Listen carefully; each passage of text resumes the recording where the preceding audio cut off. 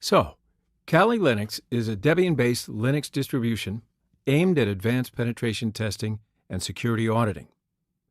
Kali contains several hundred tools which are geared towards various information security tasks, such as penetration testing, security research, computer forensics, and reverse engineering. Kali Linux is developed, funded, and maintained by Offensive Security, a leading information security training company.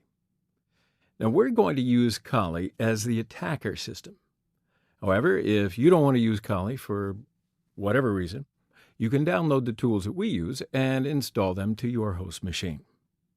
So let's download it and install it as a virtual machine on our host system. I'm going to prepare Kali VM directly from the VMware image first.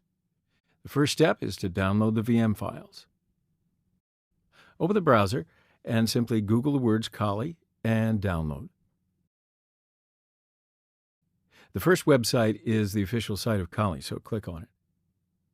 This is the download page of Kali. These are the ISO files. You can use them to install Kali as the main host or as a virtual machine in any virtualization platform. Now, these are the images that you can use to install.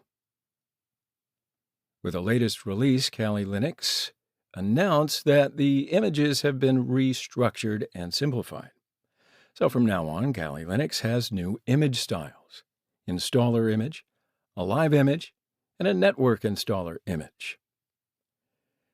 Installer image is recommended for users who want to use Kali Linux on their system. No network connection is required. You can choose desktop environments such as XFCE, KDE, GNOME, and any other tools that you want to install during your installation. Now, the second one is a live image. So it's used to run Kali without installing it.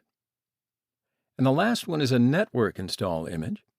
The smallest image, of course, to download, containing only enough to install the base system that requires a network connection to install selected applications.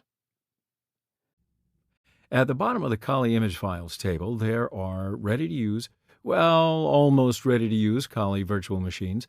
So if you're going to use Kali as a virtual machine, you can use them instead of installing ISO files from scratch. I'm just going to use one of these images now, so I'll click on this link. So now we're in the Virtual Images page. Scroll down a bit, and here are the images. The VMware images are on this tab. The first link is a zipped archive. You have to extract it after the download. Let me show you what you'll have after you extract it. And you will have a VMware file. Here you can simply run the VMX file to run the VM.